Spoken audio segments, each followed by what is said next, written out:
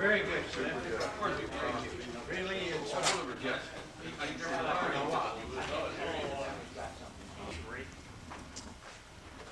We always heard, us younger Masons did, about what happened in our lodge many years ago. Brother Cliff, sitting over here, is treasurer.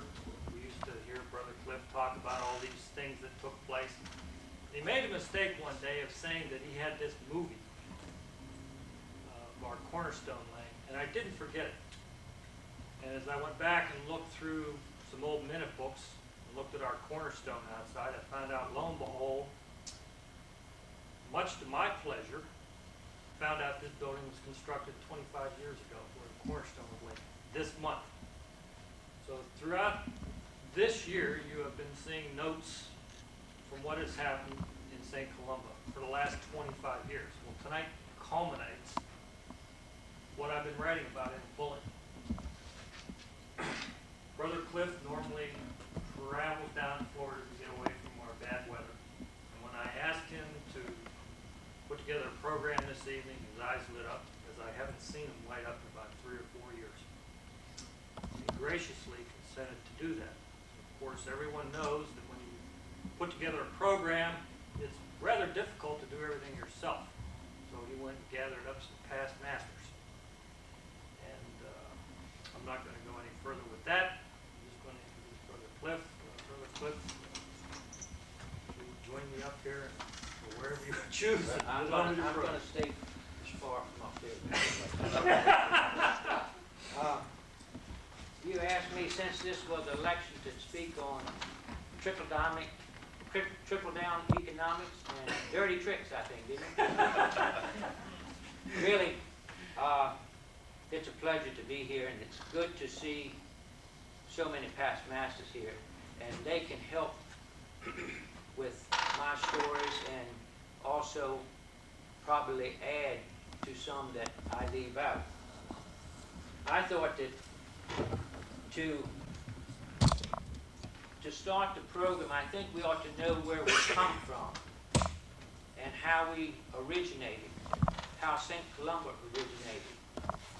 And I've asked Brother Keith Vivian to tell us who St. Columba was, where he came from, how he got the lodge in Port Tobacco was started, and take us through as much history in Port Tobacco as he possibly can.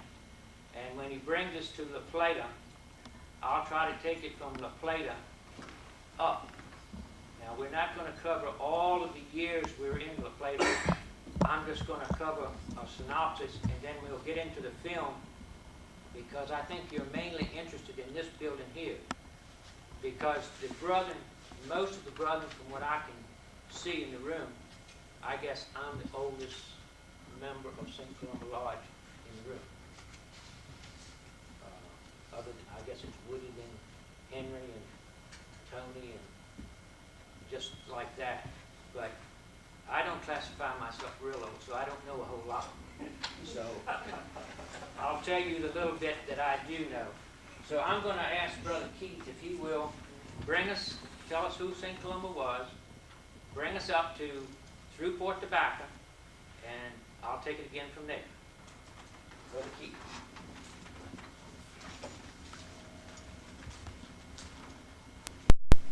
Unlike Cliff, I didn't write out my notes. I'm just going to use them as I got them.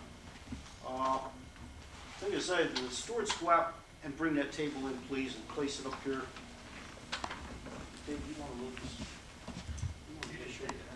Yes.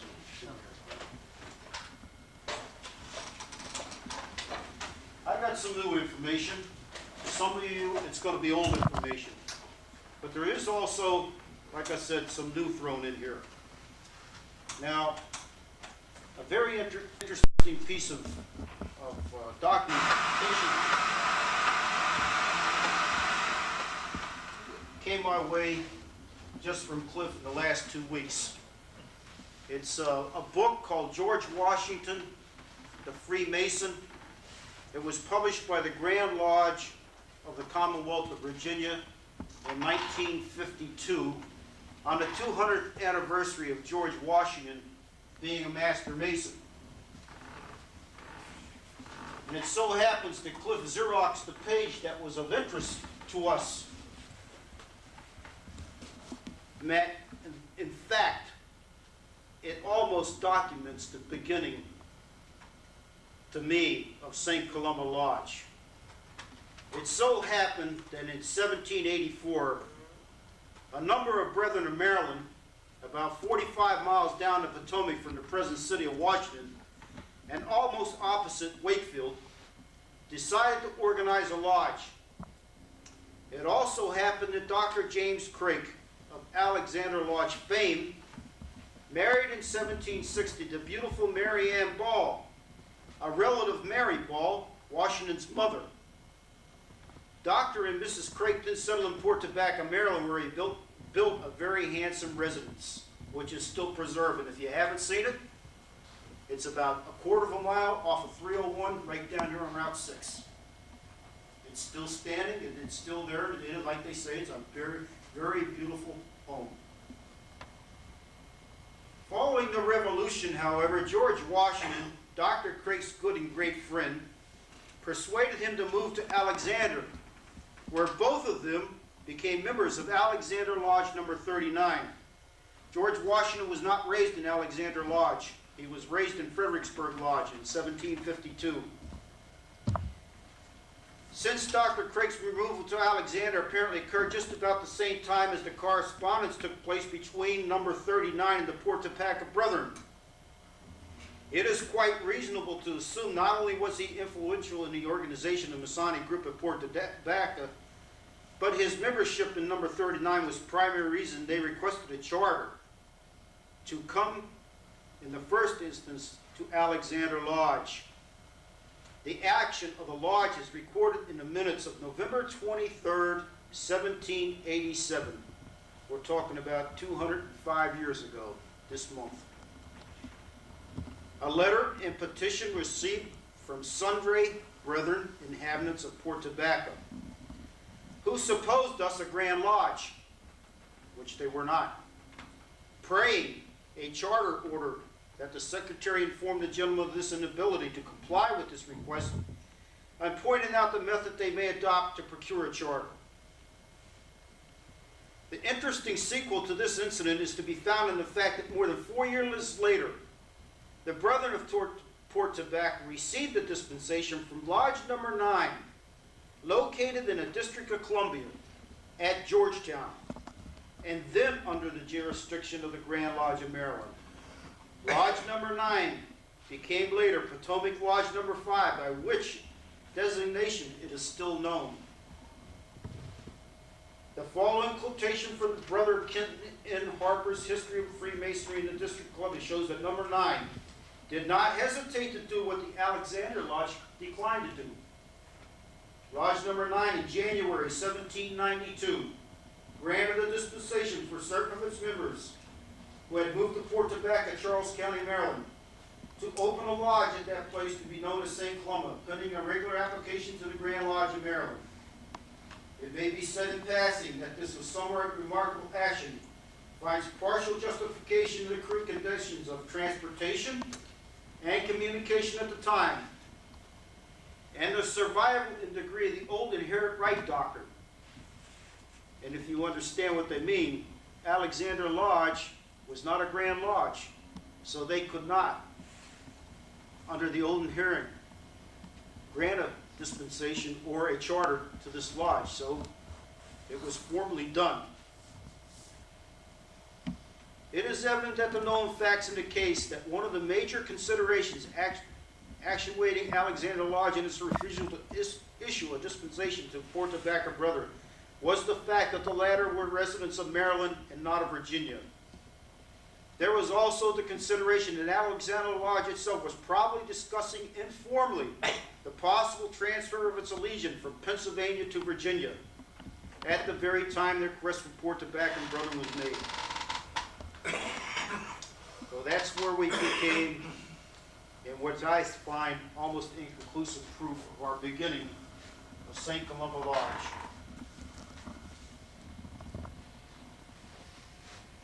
Now in 1910, the Baltimore Sun wrote an article about Port Tobacco, how Port Tobacco died. Some of you may know, may not know the history of Port Tobacco. You got to understand, if you will picture, Port Tobacco at the time, the chartering of the lodge there, was a bigger city than La Plata. It was probably on the same level as what you would consider Williamsburg. It was a thriving seaport with a full line of inhabitants and commercial establishments. And then they built a railroad down through the land over here that went down to Pope's Creek, where the original Pepco power plant was, and then to Morgantown, where it is today. And at that time, in the 1790s, there was a big major conflict going on about moving the county seat, which was at Port Tobacco Courthouse, to La Plata. They took a vote. The vote was turned down. They did not want to move it. So unbeknownst, all the records from the Port Tobacco Courthouse were removed, and then the courthouse was burnt to the ground. That necessitated the move to La Plata. So that's a little bit of side history, and that's why Baltimore Sun did this record, or this story, how Port Tobacco died. And in this article about the history of Port Tobacco, they talk about Dr. James Craik, and in the quotations they have, in the United States Gazetteer from 1795, a quaint volume in the possession of the Maryland Historical Society, occurs the following description of Port Tobacco. Port Tobacco, a post-port town in Maryland, and capital of Charles County. 1795, we were called the capital down there. It is situated on a creek of its own name from the Potomac, and contains about 80 horses. I'm sure they must have been houses, but that's what they have here. A large, elegant Episcopal church, partly out of repair, a warehouse for the inspection of tobacco, A list of the members of the Lodge of St Columba, number 10 of the Masons of Maryland, Port Tobacco in 1790 contains the following names of men that are residents or the adjacent county. And in those chartered members, you will find once again this Dr. Gustav Barron, who was the attending physician with Dr. James Craik, who was also a physician at George Washington's death. I made mention of that the other night when Ira Stuckey did his program with George Washington. The interesting thing about that is he's the 5th Grand Master of Masons in Maryland. It's almost not even talked about it at all. But if you go up on Rose Hill Road at Stewart Place, which overlooks the Valley of Port Tobacco, you will find his tomb. And you will find a monument, a road monument erected to him by his wife, which is quite interesting. I won't go into it at that time. There are also some interesting names on here. You can find the county names hang tough. There's no doubt about that. You got a Thomas Claggett, a Briscoe, a Daniel, a Dyson, 2 Shorts, a Gardner, and what was the other name? Another Dyson. We got 2 Dysons. And there's one other name I want to make mention to, a Daniel Jennifer. Now, we had a paper out last night on the 150th anniversary of the Declaration of Independence, and they had asterisks by every man on that document that was a Mason. But they did not have an asterisk next to this man's name, Daniel Jennifer. And here he is listed. I mean, I'm sure there could have been 2, obviously, but here he is listed on the original charter members of St. Columba Lodge number 10.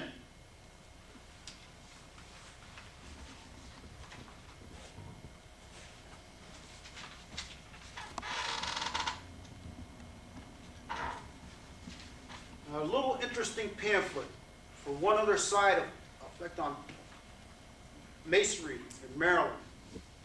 This is a pamphlet put out by the Society for the Restoration of Port Tobacco Incorporated, which is still active. It's an ongoing society, although they don't have much support and they're not doing all that much. But it says the glory that was Port Tobacco, and then there's a paragraph in here. It is believed the oldest Masonic lodge in Maryland was located in Port Tobacco. You know, when they say that, they're going to take on some people from the Eastern Shore and a whole lot of other people that are probably saying, let's see your proof.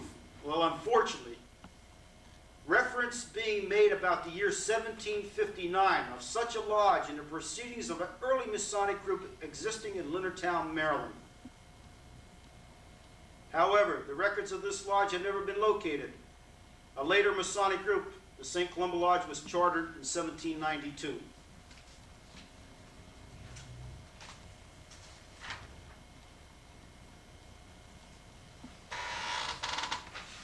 There's one other mention I'd like to bring in here because I tried it at one time, and I'm sure other people before me or since me have. There is a reference in an article that was reprinted in the Maryland Independent in 1956 to an article that was printed in the Time Crescent in 1895. It's called An Ancient Relic. Judge Briscoe has been using in this session of the court a black walnut gavel around which cluster memories of days ago. It was borrowed for the occasion from Mr. Henry G. Robinson. Something a little more noisy than a pencil or a ruler being necessary to rap for order in the sessions of the court. The history of the gavel can be traced back as far as 1798, when it was the property of the old Masonic Lodge, St. Columba, number 110. Well, obviously, we know that it's not 110. 10 is correct. Of which Judge John Ferguson was master, and Mr. Robinson said there is every reason to believe that it belonged to the first lodge formed in this county, number 10, in 1735. Now here we go again. It's just amazing. Back and back we can go. Sometime in the 60s, the Grand Lodge made a demand of the first lodge formed here, St. Columba number 150, to deliver the paraphernalia of lodge number 110. Mr. Robinson and Pierre Wilmer Sr. were appointed to a committee to attend to the matter, and after a vigorous search, they discovered the records, the lodge jewels, and other articles, among which the old gavel here referred to be in the old Ferguson building in Port Tobacco. But when the things were sent to the Grand Lodge, the gavel was overlooked, and thus escaped the fate which the records and jewels met on the burning of the Masonic Temple in Baltimore. Somewhere in this county, someone has the gavel that belongs to the original St. Columba Lodge. And wouldn't it be great if we could get our hands on that?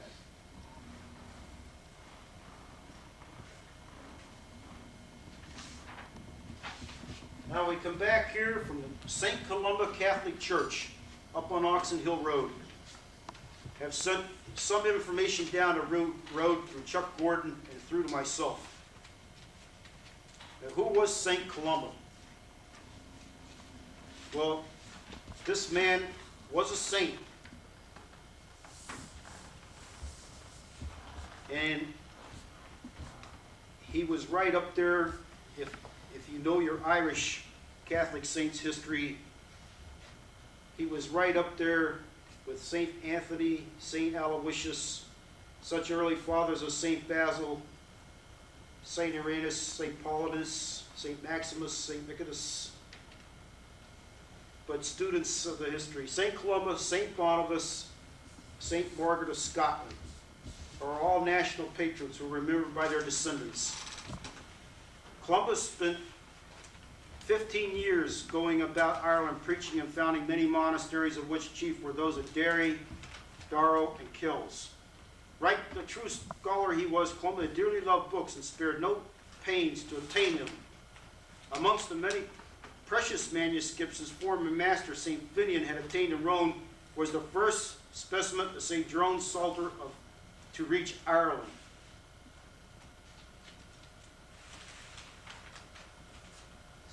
Apparently, St. Columba borrowed the book.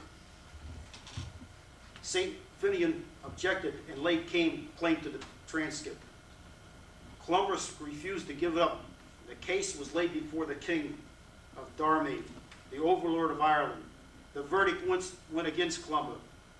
The judge says, to every cow or calf, and to every book its son book. Therefore the copy which you have made belongs to Vivian. This sentence Columba bitterly resented, but he was soon to have much more serious grievance against the king. For when Prince Kern, after fatally injuring an opponent in a hurling match, took refuge with Columba, he was dragged from his protector's arms and slain by Dermot's men in defiance of the rights of sanctuary. The war which broke out shortly afterwards between Columba's clan and Dermot's followers is stated as the most fierce of Irish lives to have been instigated by a saint. After the battle, in which 3,000 of the enemy were slain, he was accused of being morally responsible for their death. Columba's own conscience was uneasy. He consulted with another saint. He determined to expiate his offense by exiling himself from his own country and by attempting to win for Christ as many souls as had perished in the battle. So he decided to go to Scotland. He went in the year of 563 with 12 companions, all of them his blood relations. He was in his 42nd year. His first work was the creation of a monastery. And then, after establishing and preaching the Word of God in Scotland, that is where he died. The interesting fact is that what I know of Scottish history, he must have been the first Catholic saint to ever trove to that land and do this. And we come down to the question of why St. Columba. Somewhere along the way, I was told by someone, or I read it somewhere, and I did not make note of it, there was two brothers that were instrumental in naming the Port Tobacco Lodge. And the only two brothers I could find on here are Thomas Hugh Short and M. Jennifer Short. So I would say that at the time that they must have been the ones who were instrumental in getting the St. Columba's name on a Masonic lodge in Port Tobacco, Maryland. What happened to that lodge, we do not know. Somewhere in history, the lodge of Port Tobacco went dark. Somewhere from 1810 to 1820 something, I still haven't found a documentation on that. It was rechartered in 1869, St. Columba 150, here in La Plata, Maryland. And as of today, the minute books and the receipt books from 1869 to 1902 are the property of the Maryland Historical Society. And they were donated to the Maryland Historical Society, so they will not return them to us. I've asked for them. They're in such bad shape that they will not copy them. They want to have them microfilmed, and then they will make a copy for us. I still not have received a letter back from them saying who's going to pay for the microfilming, but it's probably going to end up falling on the people that are interested in the history of this lodge. So that got us to La Plata without much record from 1869 to 1902, and Cliff, I think it's your time. All right, thank you very much. Isn't that interesting? Huh? Just makes you chill. To think that we go back, St. Columba, according to the information that I have, was born in 521 and died in 579, I think it was. So that's a pretty good ways back. I'd like to tell you how I got into this history of the lodge. I came to this lodge in about 1965, and the lodge at that time was kind of at a low ebb, as we all have highs and lows. And in 1966, I started in the south. Don't try, believe me, because it's a short way up here. And so in order for me to know as much about this lodge as I could, I was a member of Anacostia Lodge coming here. So I took a dual membership and started in the South. And in order for me to get the knowledge of this lodge, I said when I got to the East, I would know as much about this lodge as any past master that they had. So I started to reading the minute books. I went to the library, went over in the old building and got with Harry, and he gave me these books. And I started to read them, and that's some of that old English script. It takes you a long time to translate it, believe me. But I couldn't find anything from 1902. I started in 1907. So I will try to tell you what happened. When they came here in 1902, they met in the old town hall of La Plata. And from 1902 until 1912, that's where they stayed. And then they moved to the then what is called the Diggs building, up on the upper floor.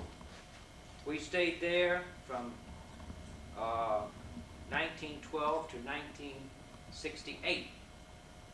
And then we moved in the lower portion of this building downstairs, and then later moved to the upper floor. I'm going to go back to 1907 and give you a little idea of what went on back in 1907.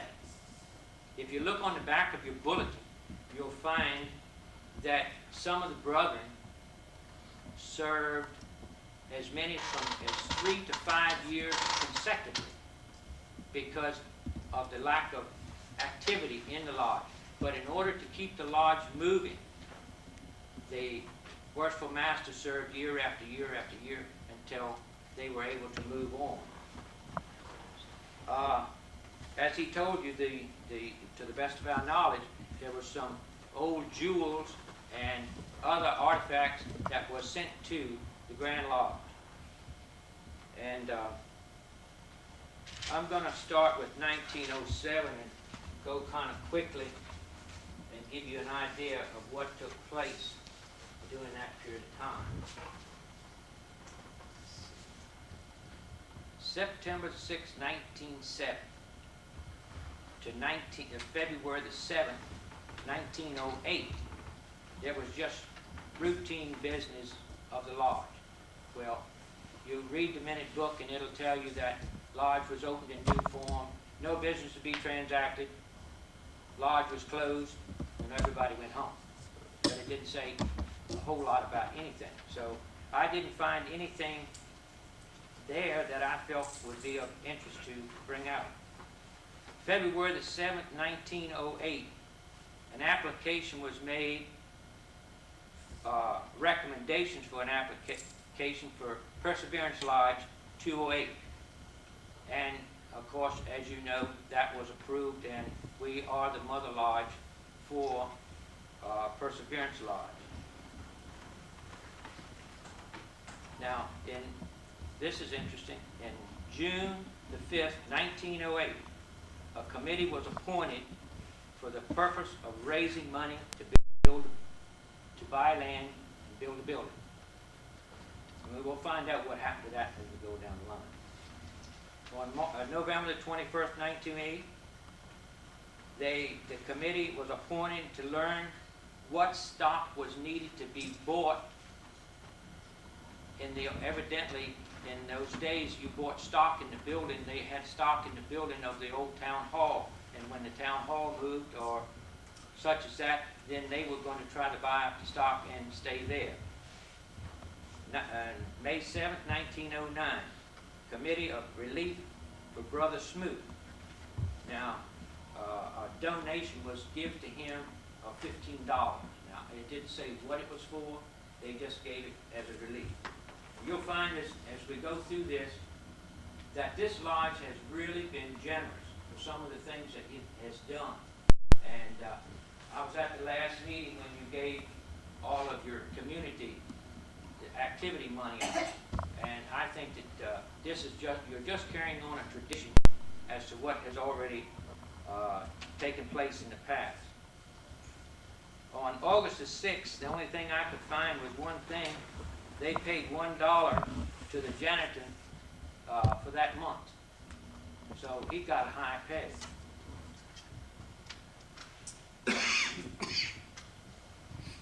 On January the 21st, 1911, another committee appointed to investigate the advisability of building a new lodge. So it's going to come up twice. On October the 6th, 1911, the committee returned with the information they advised against building the building. So that's where it stopped there.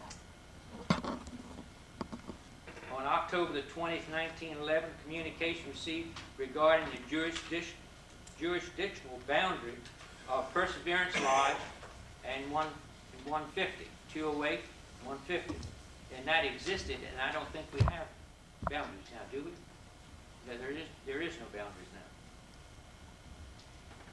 In 1912, as I told you, we moved from the town hall to the Diggs building. On April 15th, 1912, they bought a new carpet and put in there. When we left the old building, the old Diggs building, I was there, and there were 2 carpets on the floor. I saved, I thought, a piece of each carpet to bring and to put into this lodge. But I don't know what happened to those 2 pieces of carpet. And April 19th, 1912, new furniture for the lodge. And I assume that this is the furniture in which you see now. And I'll tell you more about that a little later.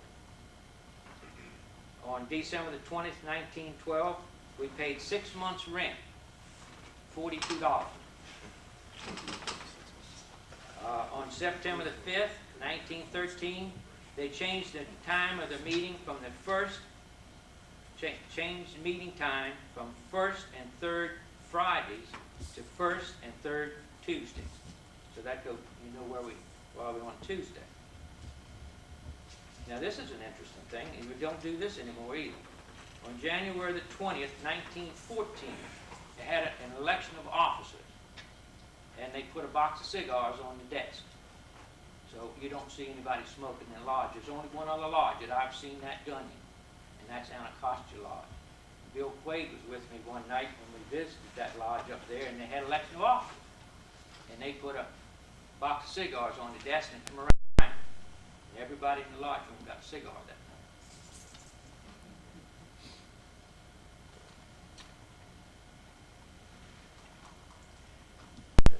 On November the 17th, 1914, the secretary noted all members of the lodge that on Sunday, November the 22nd at 10:30 a.m. there would be divine services in the Methodist Church. And now, I don't know whether the Methodist Church originally was there and rebuilt or where it was, but they went to divine services. Here's a good idea. Carl Kramer received his Master Mason degrees on October the 13th, 1913, March the 16th, 1915, and April the 20th, 1915. Now, talk about Brother Carl. You go through these books and you try to translate what they're trying to tell you. So, whenever I came across something, finding that Brother Carl had been here quite a long time, I'd always come back to Brother Carl. I said, "Come here, Carl. I want to know something." And I'd take him off to the side. I said, "You remember this?" Well, Carl didn't remember from 1915 on, before 1913. But he sure could tell you what happened after 1915, I'll tell you. On May 18th, 1915, this lodge donated $150 for an attorney's fee for a brother of this lodge. He was accused of a crime, and the lodge put up the money for his defense, as well as charges on. Now this was on May 18th, 1915. $150 was donated by the lodge for counsel. I'm not going to name the brother. On September the 21st, 1915, charges were preferred against him in the lodge. On November the 2nd, 1915, he was expelled from the lodge. Now, some of you may remember Brother Peterson, who's been a long member of this lodge, and Peter C. Henderson received his entered apprentice degree, and the year that I was master, seemed like to me, I still remember about Brother Henderson. Woody, you know anything about him? Yeah, the son, I think the son is probably one you're referring to. He, I knew the son quite well. On January the 2nd, 1917, they had a special election in the lodge. Evidently, they had a severe storm, and they couldn't hold the election at the proper time, so they had a special election of officers in January 2nd, 1917. On February the 20th, 1917, and also again in 1923, they had ladies' nights. And according to the minute book, it said that there was an elaborate decorations were put up, and crepe paper was from the corners, and it gave a description of it. Now, in the Times Crescent paper, it gives a description of a ladies' night and banquet that they had in 1923, that they had 100 people. People came from Washington and all around to come to St. Columba for this banquet. It was an lavish affair, and I have the article, and I'm going to put it in a frame so you can put it in the library out there. In 1917, the rent went up, $150 a year. In November the 20th, 1917, Christmas gifts for all members in service. And guess what it cost? $11.25. So evidently they sent gifts to all the members who were in service at that time.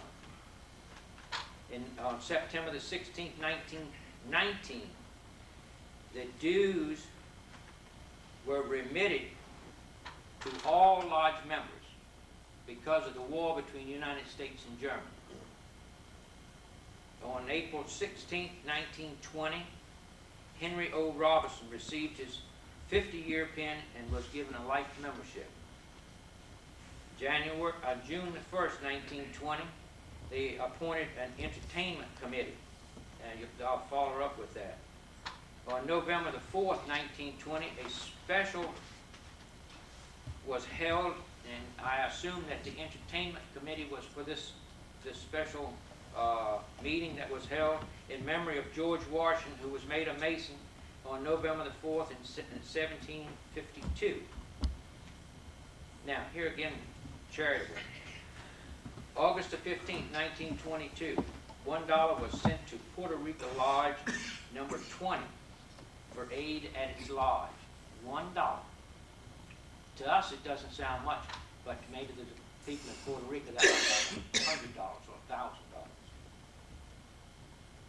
On September the 19th, 1922, now this is be interesting to you, and also on June the 16th, 1923, the pictures that we have hanging in the library, they were presented to the lodge on 2 different occasions, and that was on September and June by a brother Harlow.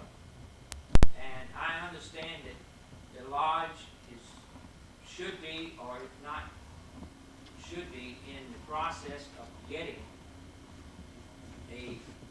somebody to appraise those because of their antiquity. So you've got a prize out there. And then on November the 24th, 1922, the death of Brother James Ferguson that you heard him speak of, and it said, all it said, it was a very large funeral. On July the 17th, 1923, this is a first record of a rejection of a candidate in the lodge. A candidate was rejected.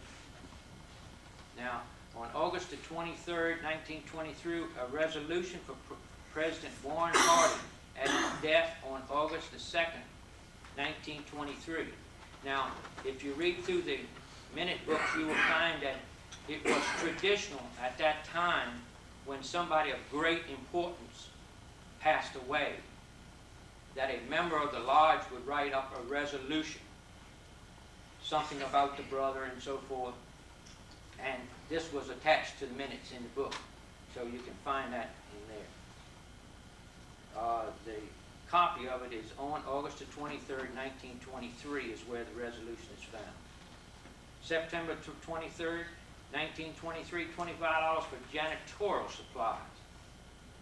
February the 19th, 1924, $10 for cleaning the lodge for 1 year. Okay? Now, on May the 20th, 1924, this is the first mention that they had a piano in the lodge. It didn't say where it come from, but this is the first thing I could find about there being a piano in the lodge. Now, on November the 3rd, 1925, there was a brother Mitchell in the lodge. I didn't write the first name down, but a brother Mitchell presented his Masonic apron to the lodge to be held for his sons. Now, I don't know where that is. I don't remember when we moved. I don't ever remember of seeing an apron, but it was given to the lodge. In June the 15th, 1926, past master's jewel donated by Walter Page. All future past masters who receive one in its likeness. Now, the one I have, and one that Brother Woody has, and maybe Henry has, and Tony has, these are the old jewels, which are hand-tooled solid gold jewels. The lodge had to cease from purchasing those because of inflationary reasons. And I don't know, but I think that Woody and I were discussing it come down the road tonight. I think our jewels are worth about somewhere in the neighborhood around $500 to $700 a piece at the present time. And they didn't cost quite that much, I don't think, when we purchased them. But this is one of the reasons that we have either smaller jewels or electroplated jewels at the present time. There's a doctor in November the 16th, let me go back, November the 9th, 1926, a collection, they had a tornado. And if I remember history correctly, there were papers found in Prince George's County as far up as Brandywine that belonged here in La Plata because of the tornado. The lodge took up a collection for a relief fund and came up with $741 at that time. So you see, we're going the values as the circumstances call for it. The lodge responded from $1 to $700. So the lodge has always had a great reputation of charity. In November the 16th, 1926, a poem was read by Dr. McMillan. And I was reading the minute books today of my year. And Dr. McMillan was in my lodge and read a poem or gave a talk back in 1968. So he visited this lodge frequently and was really thoroughly enjoyed by everybody who listened to him. In 1927, I didn't find a thing that I felt was of interest, that would be of interest. It's usual business of the lodge. 1928, I found the same thing. So maybe the lodge was going through that lull again that we talk about. March 5th, 1929, presented a Masonic Bible to each newly raised Mason of St Columba. Now that might not be a bad tradition to continue, bad as we need the word out today. on April the 30th, 1930. Install electric lights around the altar to replace those being used. Now, I want you to pay particular attention to these because I'm going to refer back to them again in a later time. You know, when we built this lodge, I'm going to jump ahead just a little bit, and I can't tell you enough what the Eastern Star did for this lodge. But back in 1930, May 4th, the lodge gave the Eastern Star $50. So, pay back, you know? Now, in October the 7th, 1930, Brother Milton Summons was the first time he was mentioned as senior deacon of this lodge. Now, you will see Brother Summers a little later on tonight on the film, and I will be telling you how important Professor Summers was to this lodge. And he never went further than, I don't think he went past senior deacon, to the best of my knowledge. I couldn't find anything showing anything different than that. Now, here's something that a lot of you, or some of you should remember. January the 27th, 1931, Brother Carl Kramer first elected Tyler. You know, Brother Carl served for over 50 years in this lodge before his passing, that as Tyler of this lodge. And he could tell you some stories, believe me. September the 15th, 1931, $500 loaned to Grand Lodge for construction of a Masonic home. Now we'll hear a little bit more about that in a minute too. Then on October the 20th, 1931, there was an assessment of $1 semi-annual fee from each member present belonging to the order for the care of the Masonic home. On February the 2nd, 1932, the lodge voted to have annual ladies' night, which I think is still carried on. We have a ladies' night now? Well, maybe we should. Now here's one that goes back to Port Tobacco. February the 16th, 1932, $65 was donated for the marker at Port Tobacco, the home of St Columba Lodge, and its dedication was on May 1st, 1932.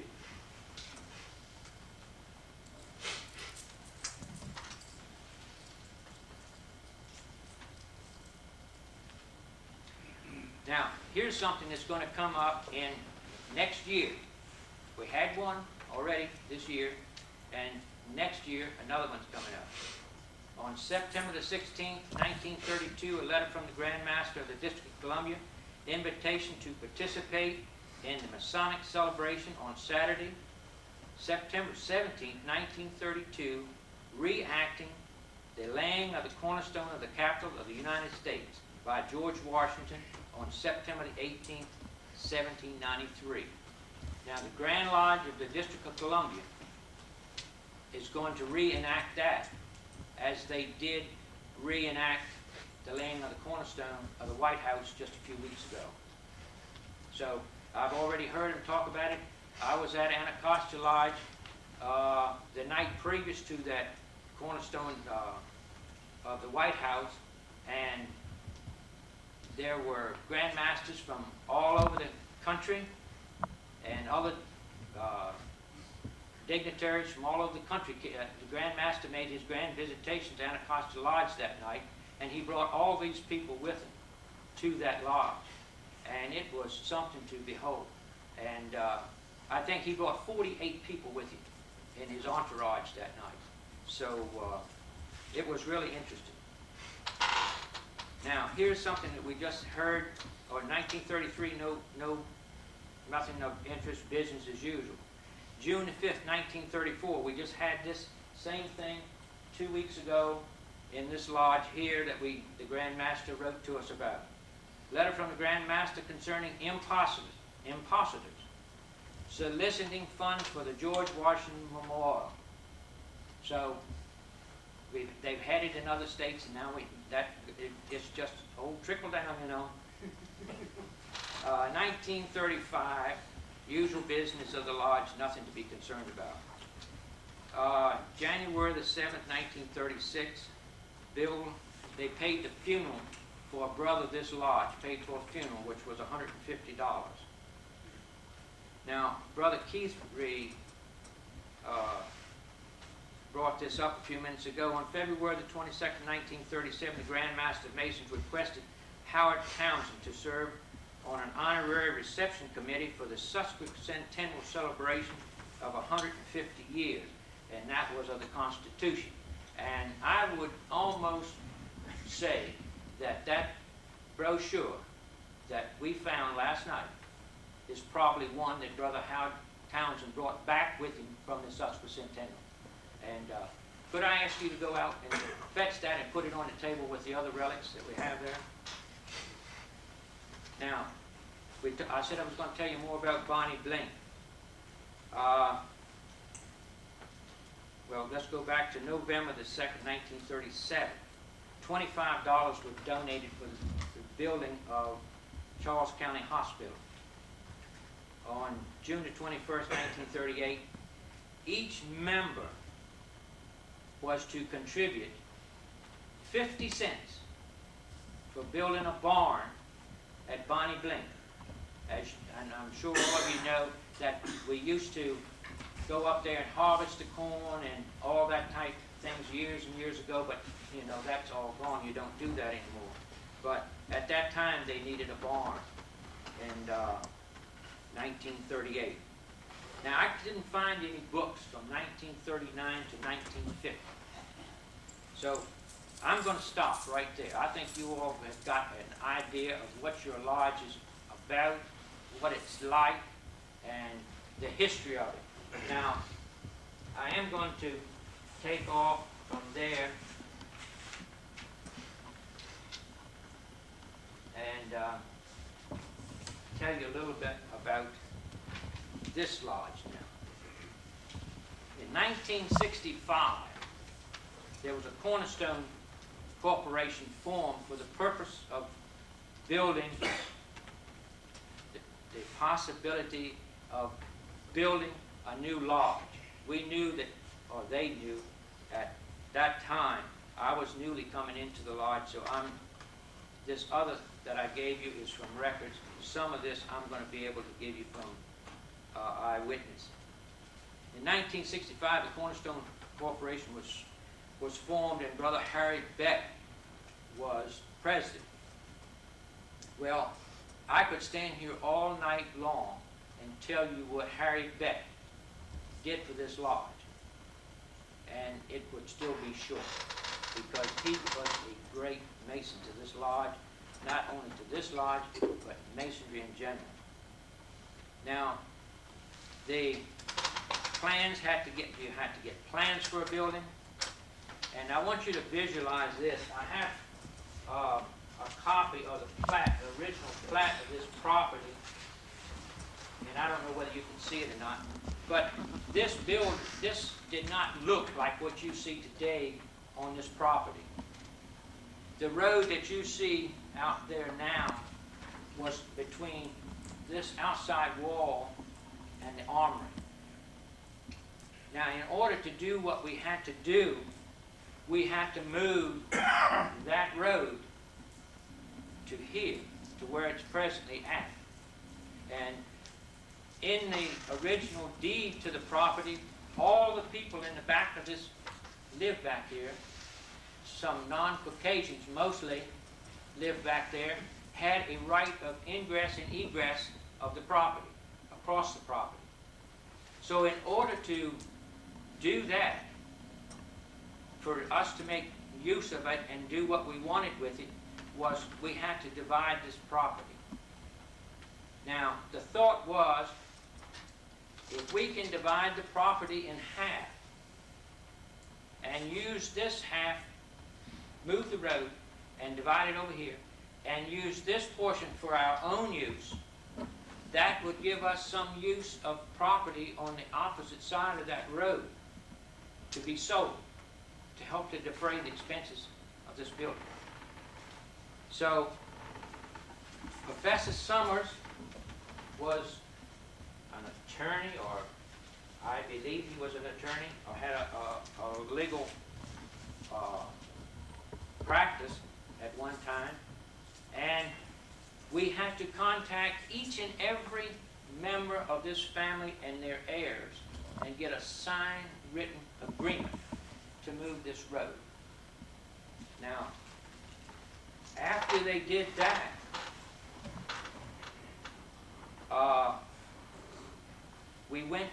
I didn't, Professor Summers and Brother Harry used their knowledge and influence and whatever else powers they had to talk with the county commissioners and the town and tell them that they had to put a better road for those people back there. But we had the solution to it. We'll give you the property, provided that you build the road. And when you surface that road, you surface our parking lot and the county border. And that's the reason, and that's how the road got moved from over there to over here. And that gave us 4 building lots on that side of the street that exists today. Now, it was just a tremendous job for them to do that. So they had, in order to do that, after they did that, they had to write to the Grand Lodge and tell the Grand Lodge what they were planning to do. Well, I found the letter that they wrote the Grand Lodge requesting permission. You have to go through the Masonic building committees, and you know what the routine is, and ask for permission to build this. And this is what they told them. We have real estate in the value of $10,000. We have stock, which I believe was in Maryland National Bank at the time, of $1,400. We had a checking account of $1,342, and a savings account of $1,055, and a $517.70 in the savings and loan. But also, the Eastern Star was going to give us $500 to put into the building. Well, they wrote to the Grand Lodge, and the Grand Lodge looked through all of this, and then they sent us a very comprehensive letter back telling us that under their scrutiny, they have gone through all of it, and they feel that by the time we pay everything we have, and not even including postage and so forth, we was going to be $917 short of being able to, a year, to being able to pay for that. Now, in that letter, we also stated in another, well, I guess it was another letter, stated that we had a brother in the lodge who was going to loan us $30,000 at 6% interest to complete the building all at one time. Well, they rejected that and told us that they would give us permission to build the basement, the subfloor. And so we proceeded to build the subfloor. And at this point, I think we'll go ahead and show the film, Brother Keith, and if we get to a point and we can stop it, we will stop it. And now let me tell you this, before we look at this thing. This is a green home